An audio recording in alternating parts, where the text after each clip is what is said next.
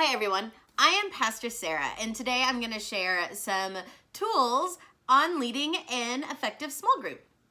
There are 5 points I'm going to make today. We're going to be prepared, talk about being prepared, creating community, setting the tone, having conversation, and being flexible. First and foremost, be prepared. Be prepared with the curriculum, with the lesson, and make sure you have all the materials you need to lead a successful small group. The more familiar you are with the material, the more comfortable and confident you will be in leading conversations and activities. When you spend time with the material beforehand, this gives you the opportunity to adjust the curriculum as needed. A lot of curriculum will give you way more than you need, so be prepared to edit. By being familiar with the lesson, you can edit beforehand much more easily, and even be able to edit during if needed. Take time to pick out the questions that you feel like are important. And maybe they give you more questions that you can write down to help engage others in the conversation you will be having. Preparing beforehand also gives you the opportunity to come up with answers and examples before you meet. Sometimes when leading a small group, you can ask a question and you are met with silence. And in that silence, maybe you panic about, oh no, I don't know an answer to this question either.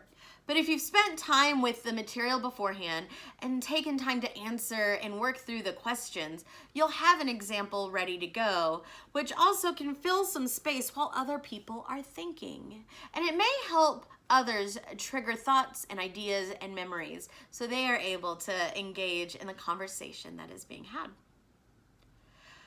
Part of preparing beforehand also allows you to be present in that moment. Instead of rushing around to gather last minute material or like flipping through frantically the lesson beforehand, you can just walk in to your small group and be present. No last minute cramming, no rushing, and it gives you the opportunity to start on time and use your whole time creating wonderful and holy community. Being prepared doesn't just involve you. Being prepared also involves having important and intentional conversations with your co-leaders. This involves sharing your dreams and your hopes and clarifying roles and expectations. This is one of those things that I think is important to do before your small group meets and also important to do throughout your time. I'm a big fan of checking in right after small group with your co-leaders and seeing like, how did that go? How are you feeling about it? What do you need? What do you think could have gone better? What do you think we should do differently? Communication with your co-leaders is key to leading an effective small group. Share what your strengths and your growing edges are. Each of you have different gifts, and both YMC and adults are going to bring different things to the table. So share with one another what you hope to bring to the table and where you have some growing edges, maybe where you hope other people might have some strengths that they can share with the group. God has given us all a bunch of different gifts and talents, and we live more fully into community when we can all share our different gifts together and lift them up. The more you prepare and communicate beforehand, the more you plan, the more you can be fully present as you create community. And creating community is really what small groups are all about. So in this point, I want us to remember and think about a couple of things. And part of creating community is getting to know one another. Getting to know one another takes time and it takes trust.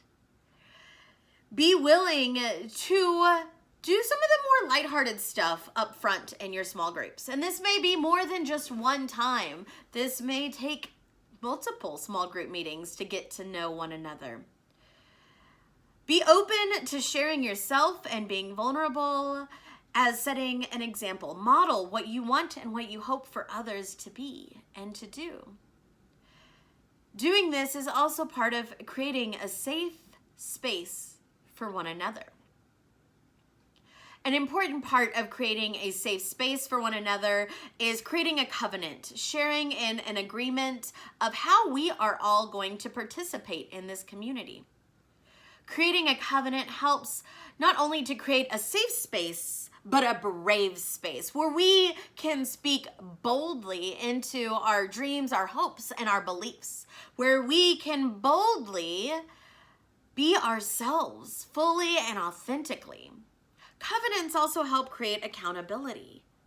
Both accountability to share ourselves, to learn to honor and respect one another, to create a sense of dignity and respect amongst our group. Covenant is an important part of creating community and helping us to get to know one another better.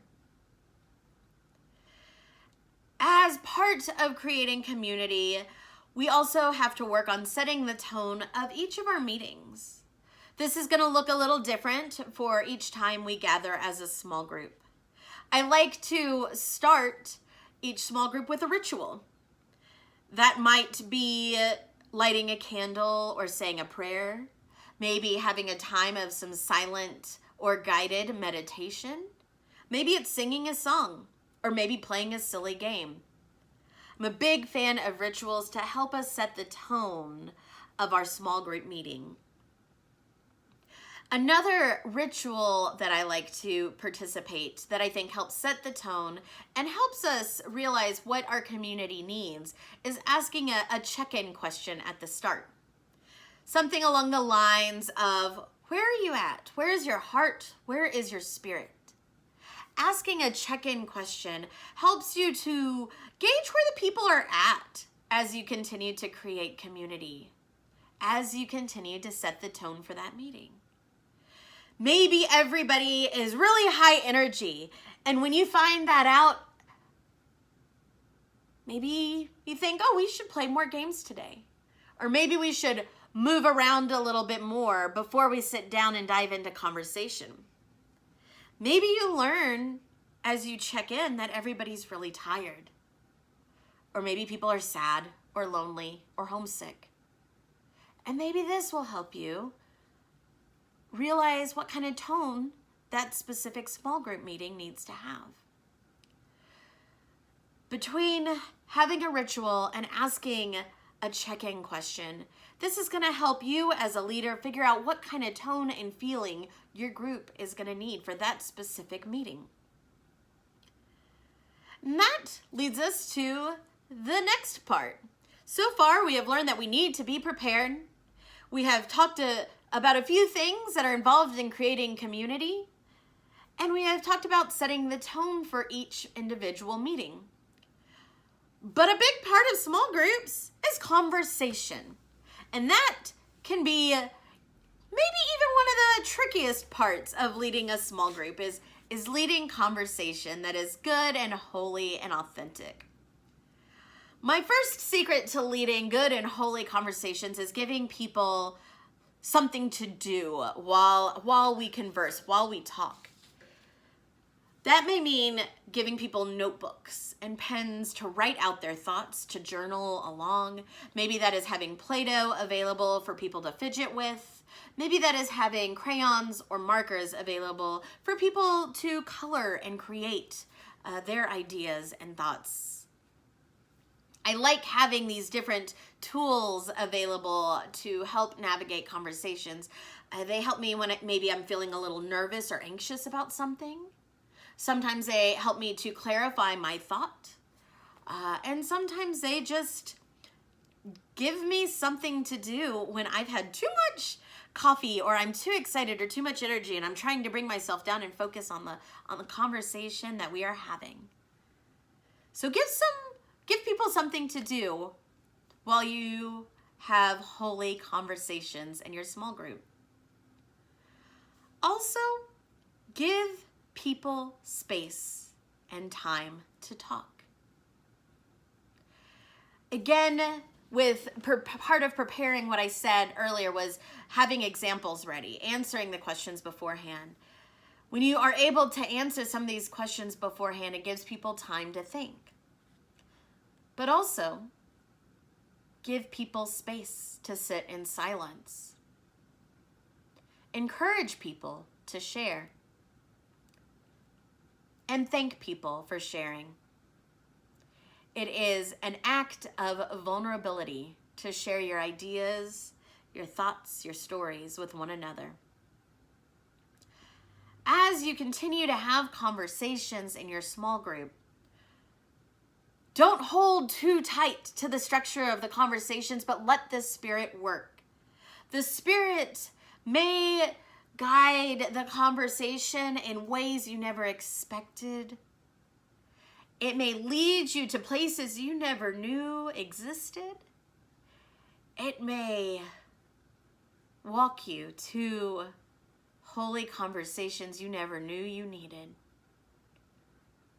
Even if the conversations aren't on topic, lean into the work of the Spirit and trust as the conversations shift throughout your meeting. And my final tool to give you, my final recommendation, is to be flexible. You have prepared, you have put work in it, you are confident in all the things that you are doing. You have games ready, you have all your materials, you know, all the questions and dialogue. But sometimes, guess what? Sometimes all that gets thrown out the window because that is life and that is sometimes part of community. Be flexible. Meet the needs of your group. That's part of that check-in and setting the tone, is knowing what your group needs. Maybe you need more games. Maybe you need more quiet time. Maybe you need to spread out a little bit before you can come in. Be flexible. Doing all of the prep work that you have done, having the conversations with your co-leaders, all of that allows you to lead and your group wherever it needs to go. Be flexible. And my last bit of advice, my last recommendation, my blessing to you is really have fun. It takes work and responsibility and a lot of you. But in the end, it is all about being together. People are going to remember the laughter and the joy in the feeling of being in community and knowing that God is working and doing wonderful things throughout it all. Have fun. Know that God is there and working. And trust in the gifts that you have to help lead a wonderful small group that is pleasing to your Spirit and pleasing to God.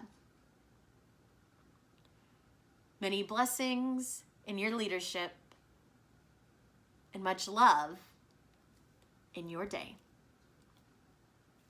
Bye, friends.